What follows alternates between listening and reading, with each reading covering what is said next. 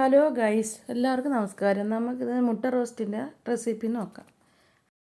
2 medium സവാള, cashew nut, ഇഞ്ചി, വെളുത്തുള്ളി, തക്കാളിപ്പഴം, കറിവേപ്പില എടുത്തിട്ടുണ്ട്. ഇനി നമുക്കൊരു പാൻ അടുപ്പിൽ വെച്ച് കൊടുക്കാം. ഓയിൽ ഒഴിച്ച് കൊടുത്ത ശേഷം വലിയ ജീരകവും പട്ടയും ഇട്ട് കൊടുക്കാം.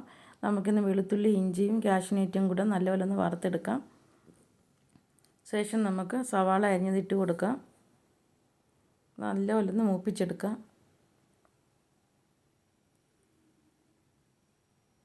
ഇനി നമുക്ക് തക്കാളിപ്പഴം അരിഞ്ഞിട്ട് കൊടുക്കാം.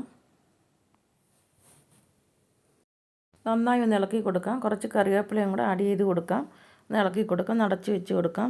ഇനിയും പൊടികൾ ഇട്ട് കൊടുക്കാം. ഒരു 1/4 ടീസ്പൂൺ മഞ്ഞൾപ്പൊടി, 1 ടീസ്പൂണ് മുളക് പൊടി, 1 ടീസ്പൂൺ മല്ലിപ്പൊടി, ഒരു 1/4 ടീസ്പൂണ് കുരുമുളക് പൊടി, 1/4 ടീസ്പൂൺ ഗരം മസാല എല്ലാം കൂടിയിട്ട് നന്നായി ഒന്ന് ഇളക്കി കൊടുക്കാം. പച്ചമണം മാറുന്നിടം വരെ ഇളക്കി കൊടുക്കണം. ഇനി നമുക്കിത് തണുത്തതിന് ശേഷം മിക്സിയുടെ ജാറിലോട്ടിട്ടൊന്ന് അരച്ചെടുക്കണം. ഇപ്പോൾ ഇവിടെ അരപ്പൊക്കെ റെഡി ആയിട്ടുണ്ട്. ഇനി നമുക്കൊരു പാൻ അടുപ്പിൽ വെച്ച് കൊടുക്കാം. ഓയിൽ ഒഴിച്ച് കൊടുക്കാം. ഓയിൽ ചൂടായി കഴിയുമ്പോൾ കടുക് ഇട്ട് കൊടുക്കാം.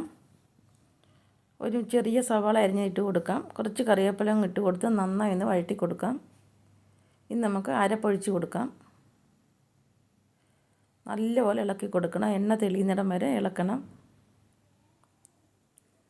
ഇനി നമുക്ക് ഒരു 2 സ്പൂൺ വെള്ളം കൂടെ ചേർത്ത് കൊടുക്കാം. തിളച്ച വെള്ളം വേണം ചേർത്ത് കൊടുക്കാം. ആവശ്യത്തിന് ഉപ്പും കൂടി ഇട്ട് കൊടുത്ത് നന്നായി ഒന്ന് ഇളക്കി കൊടുക്കാം. അടുത്തതായിട്ട് നമുക്ക് എഗ്ഗ് ഇട്ട് കൊടുക്കാം. നല്ലപോലെ ഒന്ന് മിക്സ് ചെയ്ത് കൊടുക്കാം. നല്ലപോലെ ഒന്ന് വറ്റി ഇപ്പോൾ എണ്ണയൊക്കെ തെളിഞ്ഞ് വന്നിട്ടുണ്ട്. ഇപ്പോൾ അടിപൊളി മുട്ട റോസ്റ്റ് ഇവിടെ റെഡി ആയിട്ടുണ്ട്. എല്ലാവരും ഇങ്ങനെ ട്രൈ ചെയ്ത് നോക്കി ലൈക്ക് ചെയ്യുക, ഷെയർ ചെയ്യുക, സബ്സ്ക്രൈബ് ചെയ്യുക. ഓളെന്ന ബട്ടൺ കൂടെ ഒന്ന് അമർത്തുക.